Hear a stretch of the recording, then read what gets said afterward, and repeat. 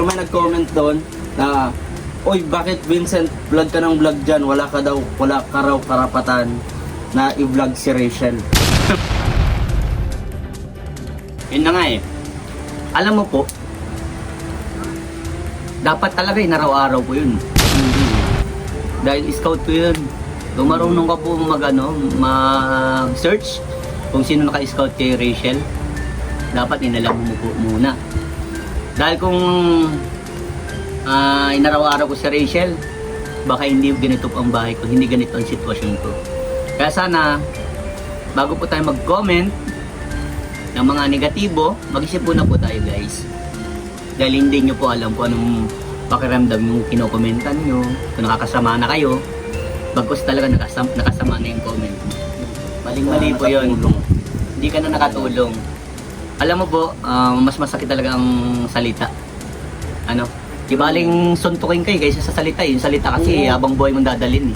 Yun, masasabi ko sa iyo Rachel, tuloy mo lang kung anong sinimulan mo.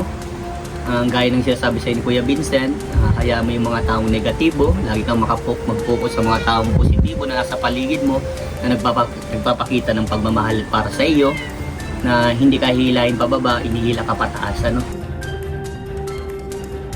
Ganunin yung kay Rachel. Ano ba nagawa ni Rachel sa inyo? Para sa akin, sobrang nakakalungkot. Walang ginawa si Rachel na mali para sa inyo. Kasi si Rachel po, ginagawa niya lahat para sa kanyang pamilya, para sa kanyang pangarap. Pero bakit may dumidiskarte siya? Bakit may mga taong mapanghusga? Ganito, ginagawan pa siya ng sa social media, pati yung niya. Marami. Yung sa Facebook, sa YouTube, gaya na nagsasabotage. Bakit ganon?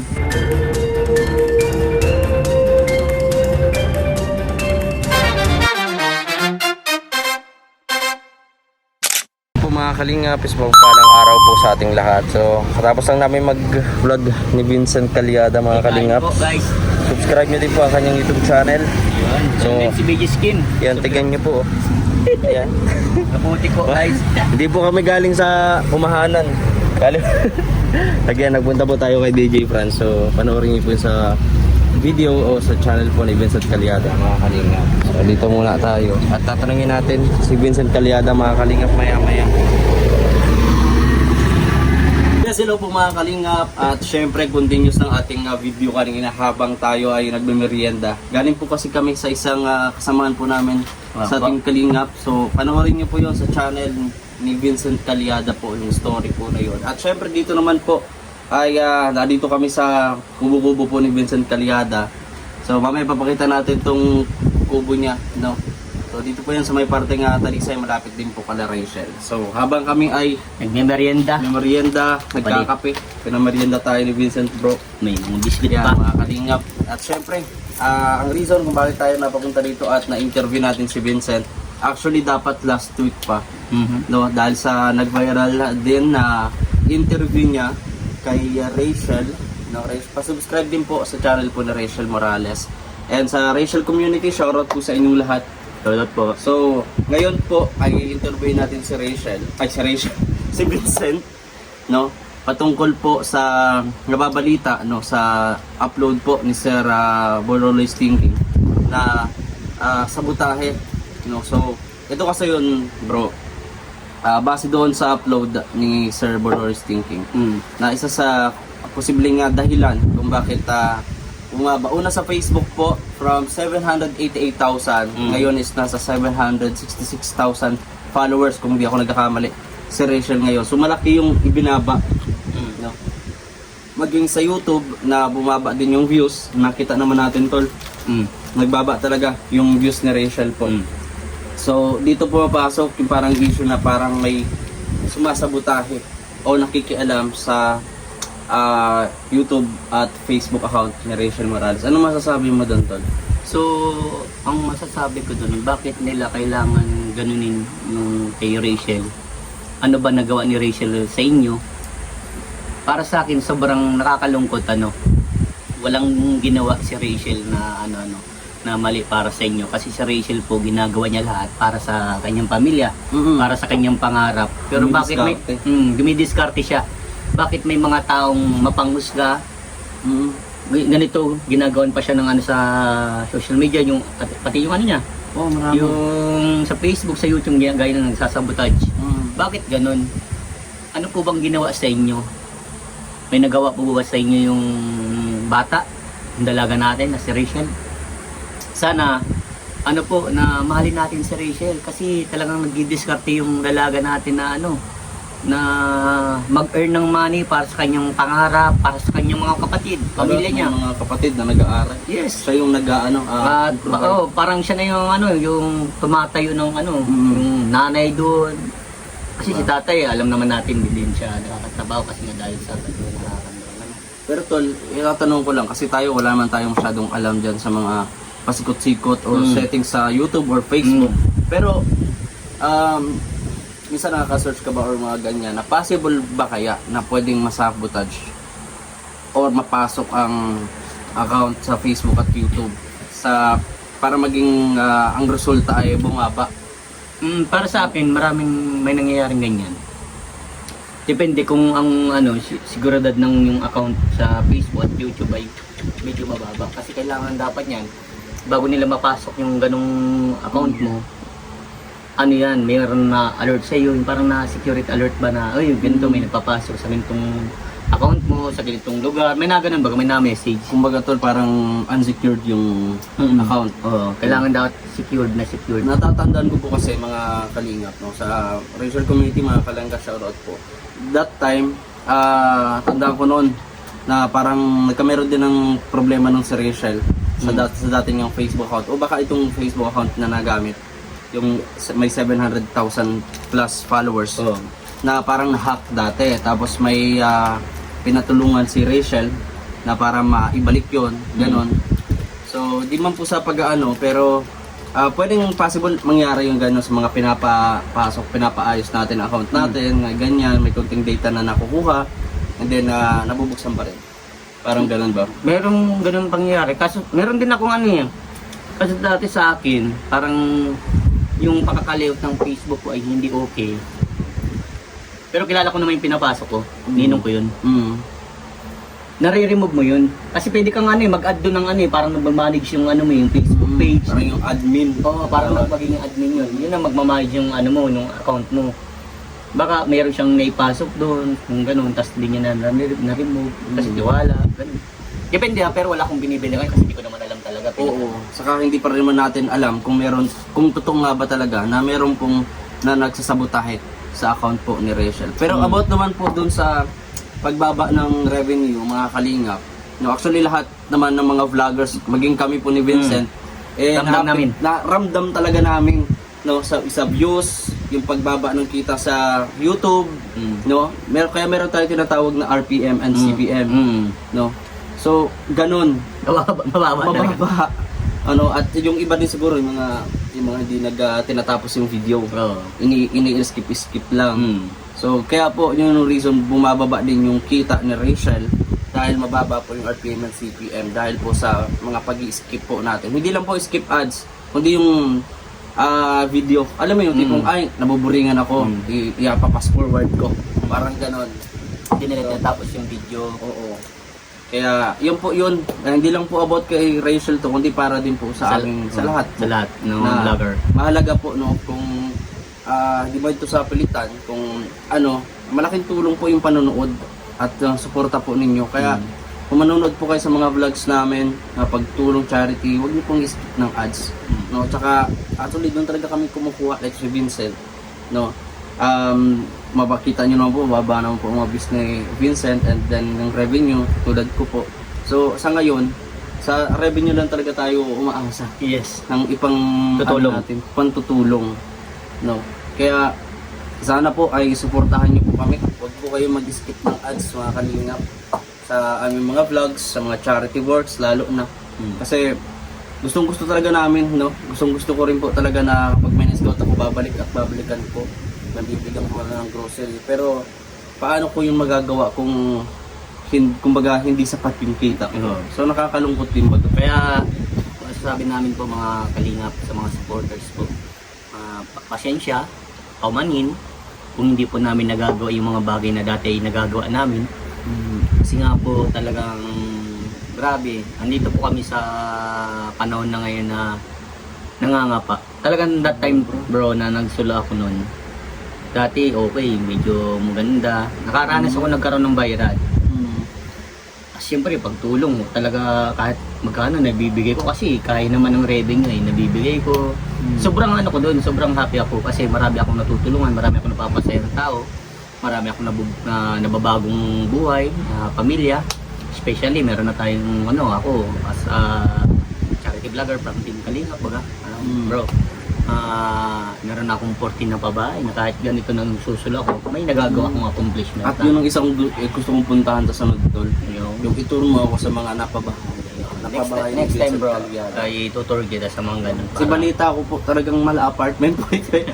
Mama, ito magugulat kayo kasi yung pabahay niya pag napuntahan natin, magtataka ka na lang na wow, itong vlogger na to, syempre sa tulong natin Yung mga sponsor, sponsors abroad, no, ay nagawa nito ng pabahay yung talagang deserving na matulungan.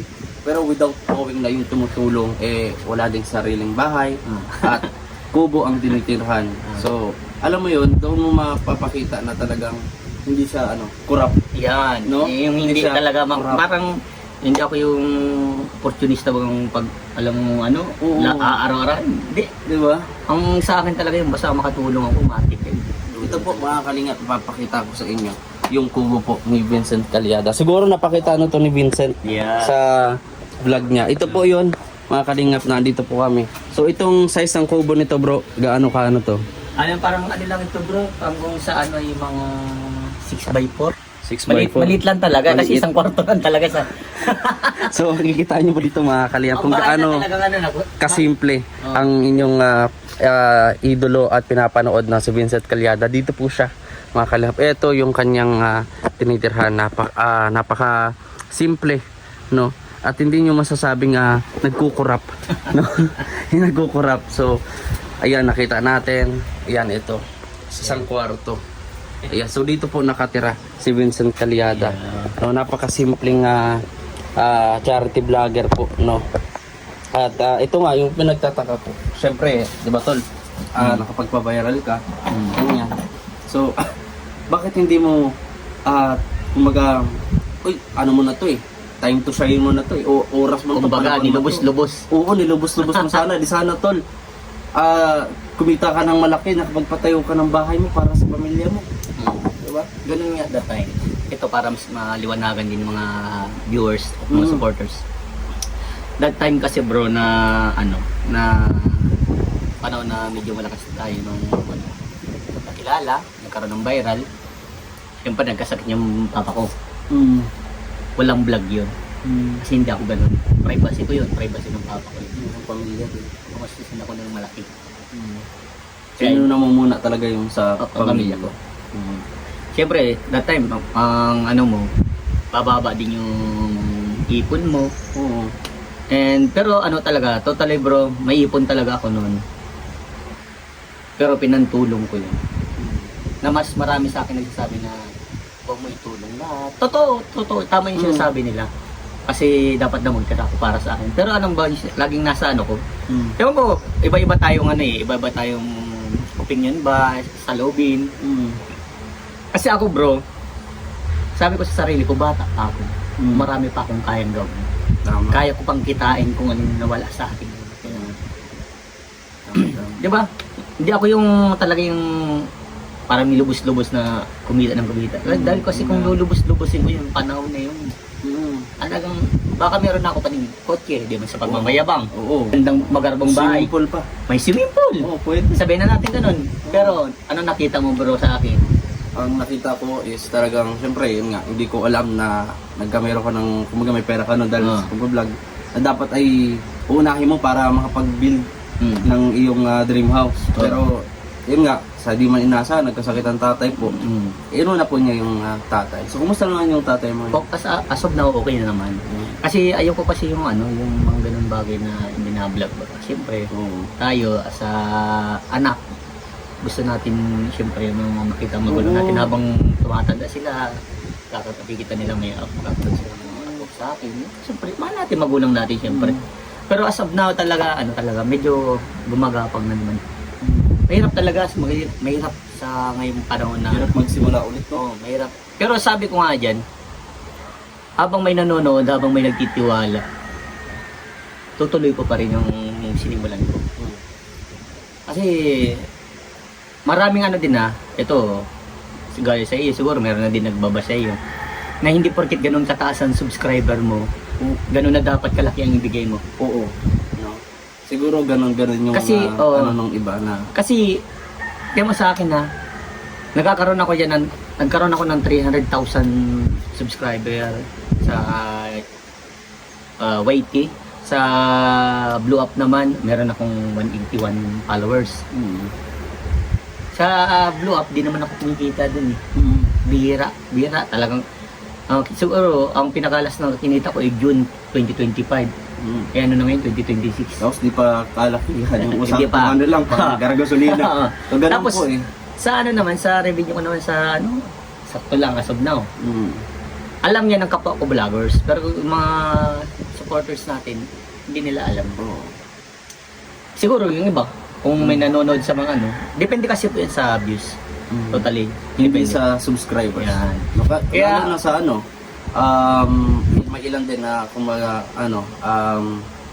about sa din sa sa sponsors, mga sponsor ganyan. Pag nakita nila ay subscribers ang taas na ganyan.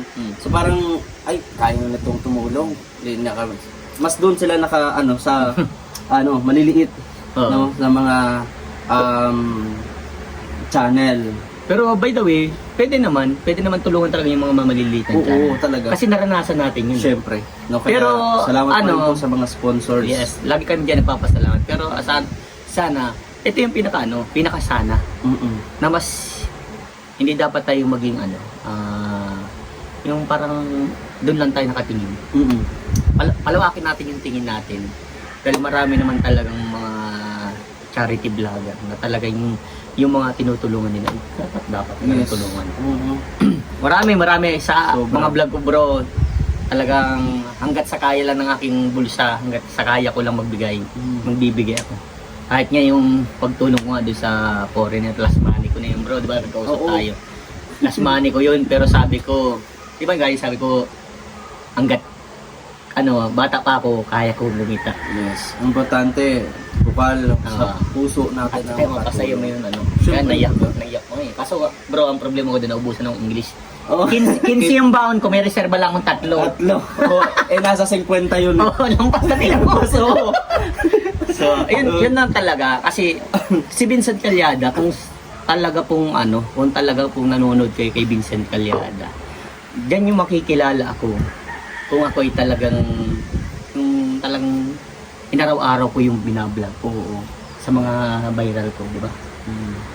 Marami ako naging ang ganun na marami nagsabi sa akin ako na halos yun na lang daw. Pero ang halos binablog ko talaga pag nagkaroon akong pabahay. Araw-araw yun, syempre kailangan ng sponsor yun. Update lang din Updated yun. Kailangan yun. Kasi, di ba, kailangan natin maging transparent. Kasi yun namang nababayan mo bro, hindi naman talaga totally nag-viral yun. Oo. Alam nga araw-araw yung kailangan mo yung updated yun, pati yung mga ginastos doon, nandun, nakalista yun. At lagi nakasend yun sa sponsor. Yes po. At isa pa tol, bago matapos ang vlog natin, may lang talaga ako, tatanong ako sa'yo. Kasi, Okay. Di ba nung last week, yung nag-interview ka kay Rachel, halos talaga pinag-usapan, mga kalingap, yung interview ni Vincent kay Rachel. Malupitan yung bro. Malupitan. Malupit. So, diretsong tanong na, bro, grabing effort mo doon. Yes. Talagang saludo talagang nag-effort siya ng mga tanong, and ilan yung napas ni Rachel doon? Bali, Anim. So, hindi yun yung pas ang pag-uusapan natin, kundi kasi may nag-comment doon, ay hindi ko alam kung dinilit niya o baka dinilit mo. Pero may nag-comment doon na, oy, bakit Vincent, vlog ka ng vlog dyan, wala ka raw karapatan na i-vlog si Rachel. Ano masasabi ko dun bro? Yun na nga eh. Alam nyo guys, siya lang din. Oo. Hindi, alam nyo guys. Alam mo po, dapat talaga inaraw-araw ko yun. Dahil scout ko yun. Kung marunong ka po mag-search, kung sino naka-scout kay Rachel, dapat inalam mo po muna. Dahil kung inaraw-araw ko si Rachel, baka hindi ganito po ang bahay ko, hindi ganito ang sitwasyon ko. Kaya sana, bago po tayo mag-comment ng mga negatibo, mag-isip muna po tayo guys. Dahil hindi nyo po alam kung anong pakiramdam yung kinokomentan nyo, kung nakakasama na kayo, bagkus talaga nakasama na yung comment mo. Maling-mali po yun. Hindi ka na nakatulong. Alam mo po, mas masakit talaga ang salita. Ano? Di baling suntukin kayo kaysa sa salita. Yung salita kasi habang buhay mong dadalhin eh. Tsaka ano yan, unang-una po, no, nasa rules and regulations yan ng Team Kalingap. O kahit anong charity Yes. vlogger yan. No, na kapag ka na-vlog mo, scout mo, vlog mo. Yan. Pero hindi po ginawa ni Vincent yung kumaga maging opportunista. Oo. Hindi ako nag-araw-araw doon. Kaya sana, ikaw na nag-comment na yun, maintindihan mo sana, no? Dahil kung ako yun, kung ako nag-araw-araw doon, hindi ganito ang sitwasyon ko. Diba? Parang, kumbaga, mas marami pa tayo natulungan. Yes, mas marami pang babae. Yung 14 na babae, baka mas marami pa doon. Yes. Kaya, ayun. Siyempre, ano yung message mo, bro? Para kay Rachel. No? So ayun, message ko para kay Rachel. Rachel, Nining ang tawag ko dyan eh. Parang kapatid ko din na bunso. Baga. Yung sa kapatid ko kasi bunso na medtech. Yun, isa pa din sa iniisip ko, bro. May ano din kami problema sa kapatid kong bunso. Kasi pa nag-aaral. Siyempre, kapa ako. Siyempre, tulong-tulong kami magkakapatid. Minsan wala akong naiabot. Pero minsan may naiabot. Kahit konti baga. At least meron. Diba? Yun, masasabi ko sa iyo Rachel, tuloy mo lang kung anong sinimulan mo. Gaya ng sinasabi sa ni Kuya Vincent, hayaan mo yung mga taong negatibo, lagi kang mag-focus sa mga taong positibo na nasa paligid mo, na nagpapakita ng pagmamahal para sa iyo, na hindi ka hihilahin pababa, inihila ka pataas, ano? At lagi mong tatandaan, nandito lang kaming mga kuya mo, mga taong nagmamahal sa iyo at naniniwala sa iyo na kaya mo yan, na kahit anong mangyari, hindi ka namin iiwan. I-focus mo lang yung sarili mo sa pag-aaral dahil sabi ko nga, mas unahin lagi ang edukasyon dahil yun lang yung pamana na maibibigay sa'yo ng magulang mo, na sinasabi mo ga na achievement yan ng magulang na makapagtapos ang mga anak. Kaya ipakita mo sa mga tao mo panghusga na magtatapos ka at matutupad mo yung pangarap mo para sa pamilya mo. And yun, galingan mo lang palagi, tuloy mo lang. Kasi naniniwala kami sa Marami iyo. kaming naniniwala. Yes. Yun, and that's all mga kalingap, mga kalangga, ayan sa Rachel Community. Maraming salamat Shoutout po, Rachel sa Community. inyong panonood, and please subscribe po sa channel ni Vincent Calyada. And huwag po kayo mag-i-skip ng ads. Yan. Thank you so much. Sige na po, maraming salamat. Ayan, God bless po sa ating lahat. Bye-bye po. Ayan po, at magpa-post pa po ako about kay Ivana, makamabigyan tayo ng iPhone 7. Baka naman. God bless po sa ating lahat. Bye po.